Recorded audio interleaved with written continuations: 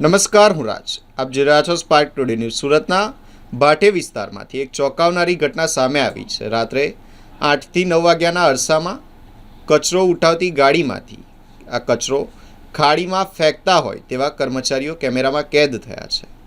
જ્યારે તેમને પૂછવામાં આવ્યું કે આ કચરો કેમ ફેંકો છો, ત્યારે તેમણે કહ્યું કે ભૂલથી ફેંકાઈ ગયો છે. ગાડીના કર્મચારીઓ કોન્ટ્રાક્ટરનું નામ જણાવવાનો ટાળો કરતા નજરે પડ્યા હતા.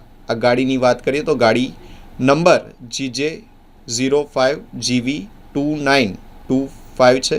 સ્થાનિકોએ જણાવ્યું હતું કે હવે વિડીયો ડિલીટ નહીં થાય અને ખાડીમાં કચરો ફેંકવાનો મુદ્દો હવે જ સામે આવશે.